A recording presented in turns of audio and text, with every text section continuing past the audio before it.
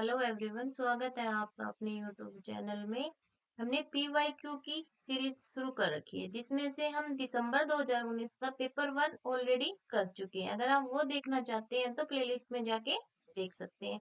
अब हम कर रहे हैं दिसंबर 2019 का पेपर टू, जिसमें हम सबसे पहले करेंगे सीडीपी का पेपर सोल।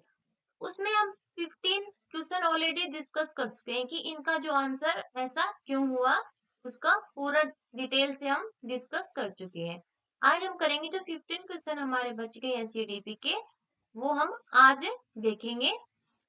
तो वीडियो में लास्ट तक बने रहिए, वीडियो स्किप न करके वीडियो पूरा देखिए। अगर वीडियो पसंद आए तो वीडियो को लाइक कीजिए, चैनल को सब्सक्राइब कीजिए। तो स्टार्ट करते हैं आज का वीडियो क्वेश्चन नंबर 16 से, यानी 15 क्वेश्चन हम कर चुके हैं। आज हम करेंगे हमारे आगे के 15 क्वेश्चन। तो पहला क्वेश्चन हमारे पास में क्या है? पहला क्वेश्चन क्या दिया हुआ है हमारे पास में? पहला क्वेश्चन है हमारे पास में, एक शिक्षक, एक समावेशी कक्षा कौन सी होगी हमारी? समावेशी कक्षा वो होगी जिसमें सब विद्यार्थियों को एक साथ पढ़ाया जा रहा, चाहे वो एवरेज बालक हो या विशेष हो या उसमें किसी प्रकार की कोई कमी हो। हर प्रकार के बालक को एक ही कक्षा में पढ़ाया जा रहा है, वो होती है हमारी समावेशी कक्षा।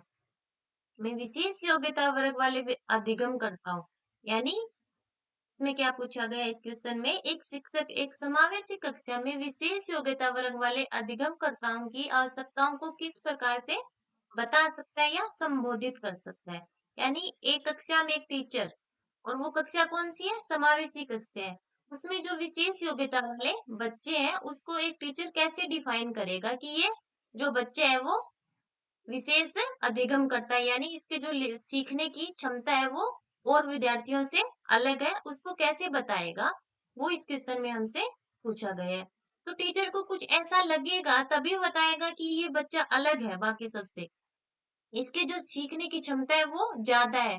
वो उसी हिसाब से देखेगा कि वो जो बच्चे के जो दिन की एक्टिविटी है वो किस प्रकार से अपना काम कर रहा है, किस प्रकार से टीचर के साथ बोल रहा है या कक्षा में कैसा रह रहा है, उन सबको देख के ही वो टीचर उस बात का पता लगाएगा कि इस बच्चे में कुछ अलग क्षमता है, कि ये कुछ अलग कर सकता है, विशेष योग्यता है इस विद्यार्थी के अंदर। इसमें देखिए हमारा जो 4 नंबर ऑप्शन क्या दिया हुआ है? 4 नंबर ऑप्शन दिए, प्रत्येक विद्यार्थी के अधिगम के सख्त पक्षों एवं कमजोरियों के विश्लेषण। यानी उस जो शिक्षक है उसने हर विद्यार्थी को देखा है कक्षा में, ठीक है? तो उस विद्यार्थी की क्या कमियां हैं, क्या खूबियां हैं, किस क्षेत्र में वो आगे है, वो सबको जांच करके वो बताएगा कि ये बच्चा ऐसा है। तो इसमें क्या है? सब पक्षों एवं कमजोरियों के विश्लेषण के आधार पर विशिष्ट अधिगम उद्देश्यों को विकसित करना। ये है उस टीचर ऐसे उस बात को बताएगा कि ये बच्चा अलग है। नेक्स्ट क्वेश्चन क्या है हमारे पास में? एक शिक्षिका अपनी कक्षा में सृजनात्मक विद्यार्थियों को किस प्रकार से प्रोत्साहित कर सकती है? इसमें क्या पूछा है कि एक शिक्षिका है, उसकी क्लास में जो क्रिएटिव बच्चे हैं, यानी जो सृजनात्मक बच्चे हैं, उनको कैसे आगे बढ़ाए, उनकी जो कला है, उनका जो कौशल है, उसको और कैसे प्रोत्साहित करें, वो इस क्वेश्चन में हमसे पूछा गया है। इसमें देखिए जो हमारा 3 नंबर ऑप्शन है वो राइट होगा। क्यों होगा?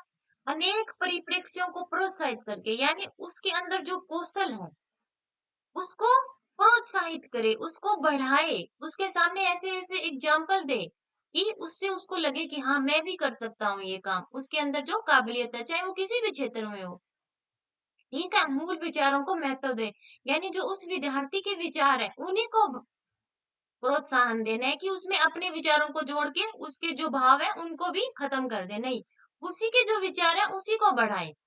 इसमें 3 नंबर ऑप्शन हमारा ठीक हो जाएगा। 18 नंबर क्वेश्चन के निम्नलिखित में से कौन सा कारक कक्षा में सार्थक अधिगम का पक्ष लेता है?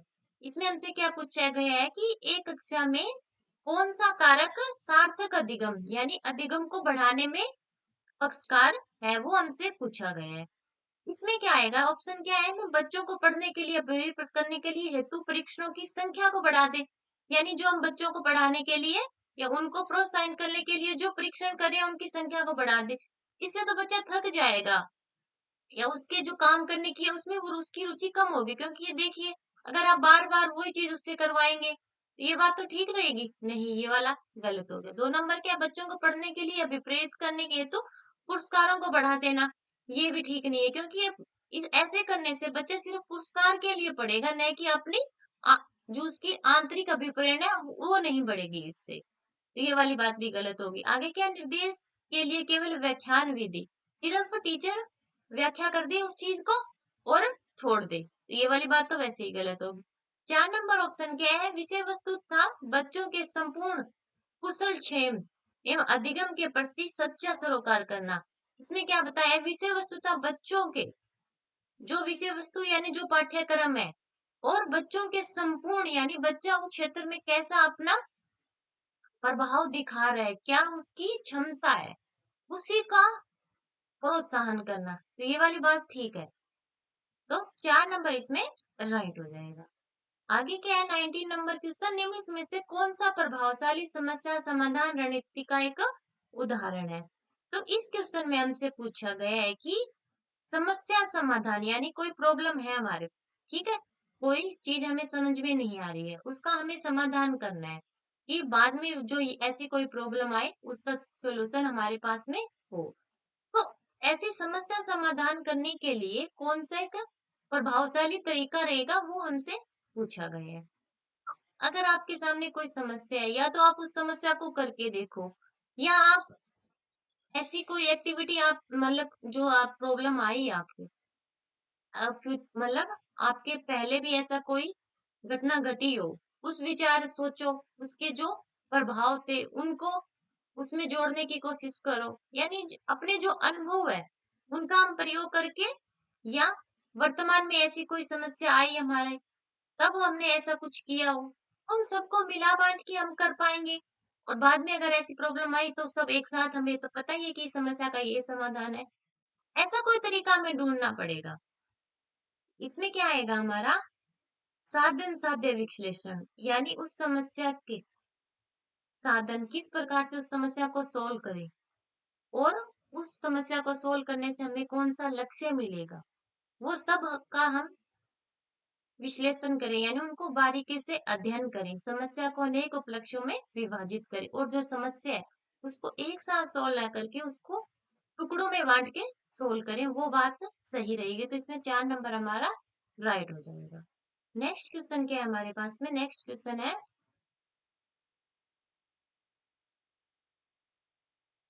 निम्न में से कौन सी शिक्षण अधिगम के लिए एक प्रभावशाली शिक्षण प्रणाली है, यानी हम जो बच्चों को शिक्षण करवा रहे हैं उसके लिए जो हमने शिक्षण विधि यूज की है वो हमसे पूछा है कि कौन सी सबसे प्रभावशाली रहेगी, या इस क्वेश्चन में क्या पूछा है, प्रभावशाली नहीं है।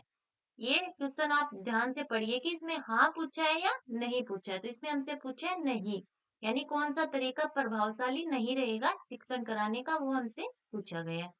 ऑप्शन देखिए, बच्चों को अंतर्दृष्टि के द्वारा अनुमान लगाने के लिए प्रोत्साहित करना, तो ये बात तो ठीक है, ये तो एक प्रभावशाली तरीका है कि बच्चे को हम अगर उसकी रुचि बढ़ाएंगे, उसके अंदर से ऐसा लगे कि उसको सीखना चाहता है, तो ये बात तो सही है। प्रयोग एवं परीक्षण, ये बात भी ठीक है। संवाद एवं परिचर्चा, ये बात भी ठीक है।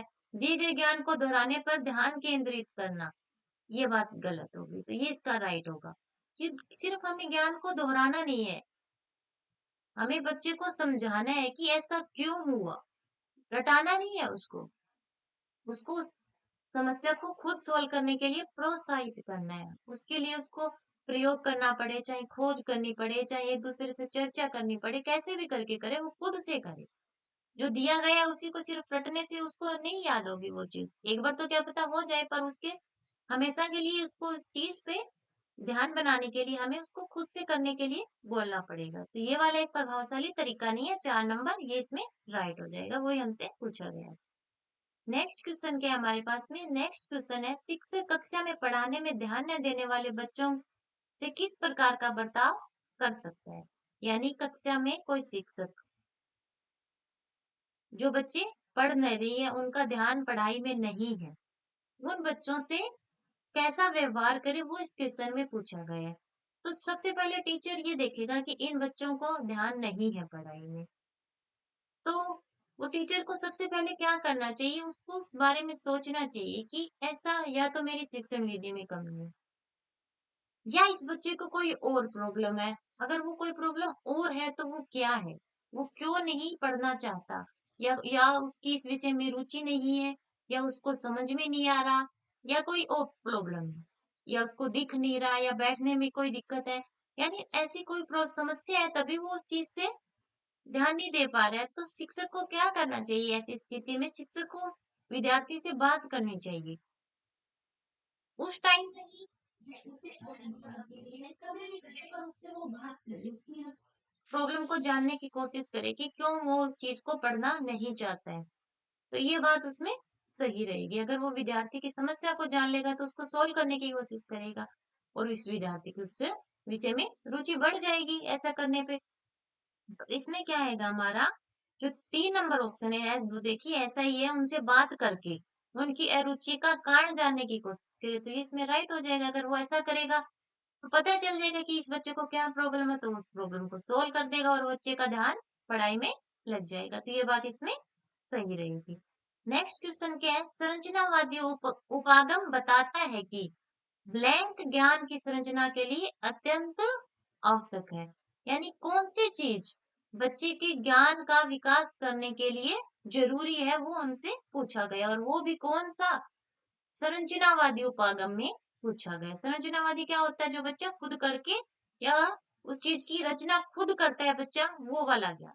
तो इसमें क्या होगा, इसमें जो हमारा फर्स्ट नंबर ऑप्शन है वो ही राइट होगा कि विद्यार्थी का पूर्व ज्ञान, यानी जो चीज हम बच्चे को पढ़ाना चाहते हैं उस विषय से संबंधित बच्चे का पूर्व ज्ञान क्या है, यानी उसके पास उससे पहले क्या अनुभव है, उस अनुभव का उपयोग इस ज्ञान में वो कैसे करे, वो सबसे इम्पोर्टेंट है इस चीज में। तो पहला ही ऑप्शन हमारा राइट रहेगा इसमें।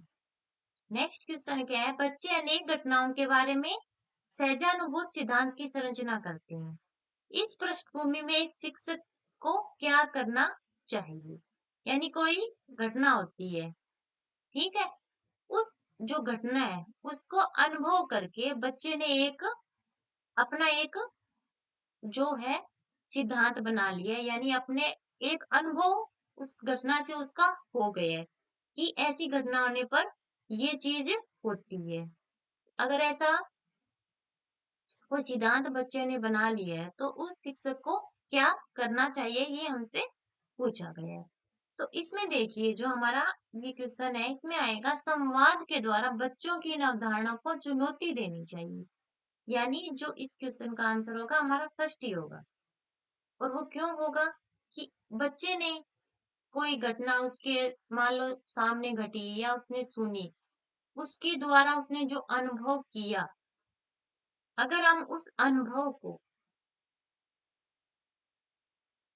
उसकी जो अवधारणा है उसके सामने वैसा ही एक एग्जाम्पल और दें, यानी उस जो उसकी अवधारणा है उनको चुनौती दे कि देखो मैंने ये किया और आप ये नहीं कर पाए, तो वो बच्चे का उस चीज में रुचि बढ़ेगी कि नहीं, टीचर ने तो ये कर लिया, मैं नहीं कर पाया, मैं दोबारा ट्राई करता हूँ, क्या पता मैं भी कर पाऊँ।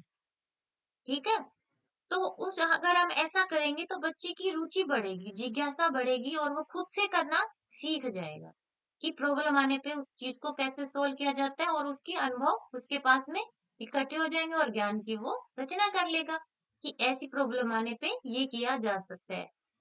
ठीक है, बाकी ऑप्शन भी देख लेते हैं। बच्चों की इन विचारों को खारिज ही कर देना ये तो गलत ही हो गया, यानी बच्चों को तो छोड़ ही देना, सिर्फ अपने ही भावों को रखना नहीं। बच्चे के विचारों और सिद्धांतों को अनदेखा कर देना ये बात भी गलत होगी। बच्चों के इन विचारों के लिए डांटना, यानी ये तीनों ही जो बाकी ऑप्शन है ये सब नेगेटिव दिए हुए हैं जो गलत है। पहला ही ऑप्शन इसमें राइट रहेगा। नेक्स्ट क्वेश्चन क्या है, संज्ञान एवं संवेग के बीच किस प्रकार का संबंध है, ये हमसे पूछा गया है। संज्ञान हमारा ज्ञान, यानी हमारी जो नॉलेज है, संवेग हमारे जो भाव है, इमोशन है, उनके बीच में क्या संबंध है वो हमसे पूछा गया है।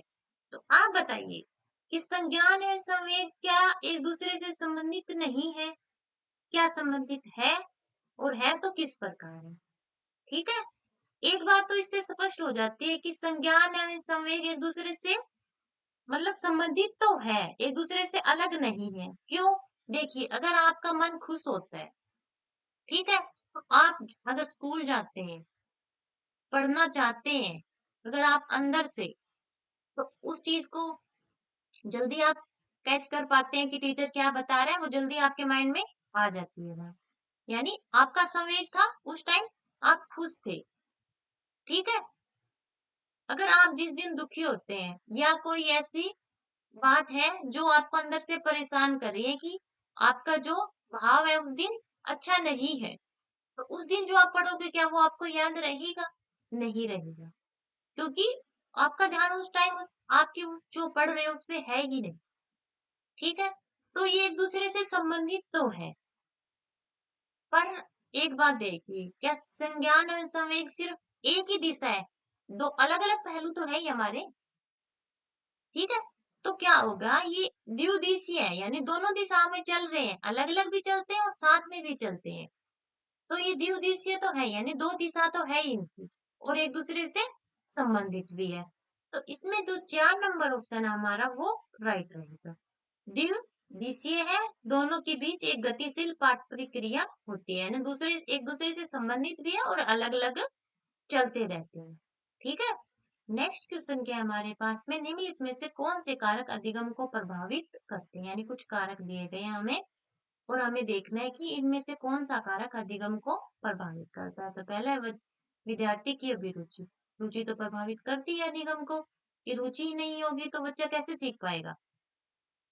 तो रुचि होनी तो ज़रूरी है, तो ये वाली बात तो सही है। विद्यार्थी का सामूहिक स्वास्थ्य है, यानी बच्चा के जो स्वास्थ्य है और वो भी इमोशन वाला, जो ऊपर अभी क्वेश्चन आया था संवेगों वाला, वो कैसा है? अगर वो सही है, तो वो अधिगम को प्रभावित करेगी। ठीक है? तो ये वाली बात भी सही रहेगी। शिक्षा शास्त्रीय रणनीति, यानी जो टीचिंग मेथड हमारे, वो कैसे हैं?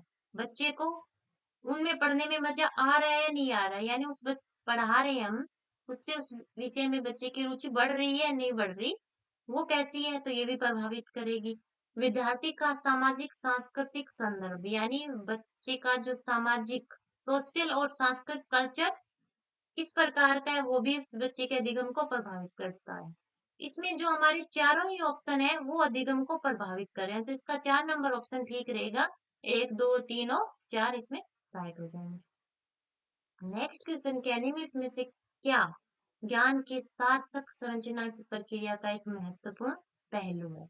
यानी इसमें हमसे पूछा है ज्ञान के निर्माण के लिए सबसे इम्पोर्टेंट क्या है? कहाँ से ज्ञान की शुरुआत होती है? सार्थक पहलू पूछा है, यानी कौन ज्ञान की रचना में महत्वपूर्ण है, भूमिका निभाता है, वो हमसे इसमें पूछा गया।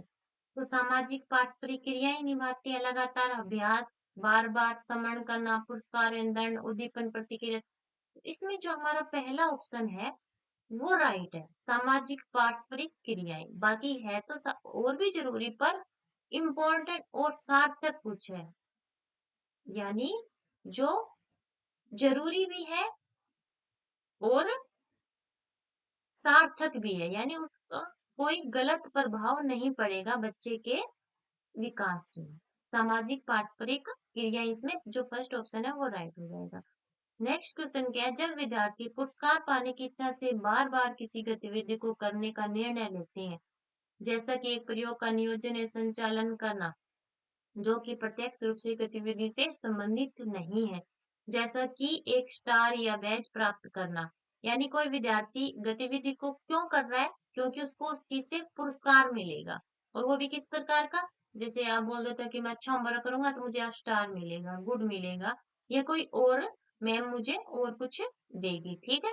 तो ऐसा करने के लिए अगर कोई विद्यार्थी कर रहा है, तो क्या ये सही है या गलत है, वो हमसे इस क्वेश्चन में पूछा गया है। तो ऐसा विद्यार्थी कर रहा है, तो वो क्या कर रहा है? सिर्फ एक किसी चीज को पाने के लिए कर रहा है, पर उसके अंदर से ऐसा कुछ नहीं लग रहा है कि वो उस चीज को सीखे। ठीक है, तो इसमें क्या रहेगा, हमारा फर्स्ट नंबर ऑप्शन ठीक रहेगा, अधिगम के प्रति भौतिकवादी प्रवृत्ति का विकास हो रहा है। ठीक है, भौतिकवादी प्रवृत्ति, यानी मैं आज ऐसा काम करूंगा, मुझे ये चीज मिलेगी। सिर्फ वो ऐसे के लिए ही कर रहा है, यानी अच्छा बनने के लिए कर रहा है। तो ये क्या हो गया, हमारी भौतिकवादी अभिवृत्ति हो गई हमारी। बाकी उसको उस चीज में कोई रुचि नहीं है, वो सिर्फ पुरस्कार पाने के लिए कर रहा है, अच्छा बन रहा है। नेक्स्ट क्वेश्चन क्या है इसमें, बाल्यावस्था की अवधारणा से क्या अभिप्राय है, ये हमसे पूछा गया। तो बाल्यावस्था क्या होती है हमारी, बाल्यावस्था होती है 2 से लेके कहाँ तक, वैसे तो 12 तक होती है, पर इस जो बाल्यावस्था को हमने 2 भागों में बांटा है, ठीक है। 2 से 6 हमारी पूर्व बाल्यावस्था, और 6 से लेके 12 हमारी उत्तर बाल्यावस्था होती है, ठीक है। तो जो पूर्व वाली अवस्था होती है इसमें बच्चा स्कूल जाने सीखता है, अपने ज्ञान का निर्माण करता है। और जो ये वाली होती है उत्तर वाली अवस्था, इसमें बच्चा टोली में रहने लग जाता है, अपना एक ग्रुप बना लेता है, और अपने लिंग के प्रति खेलने में उसे रुचि होती है, यानी लड़का लड़के के साथ खेलना पसंद करेगा, लड़की लड़की के साथ खेलना पसंद करेगी, ठीक है। टोली आयु बोल सकते हैं, खेलने की आयु बोल सकते हैं, ठीक है। और एक जिद्दी भी बन जाता है बच्चा, इस जो वाली आयु, और स्कूल जाने की अवस्था भी होती है ये बच्चे की, ठीक है।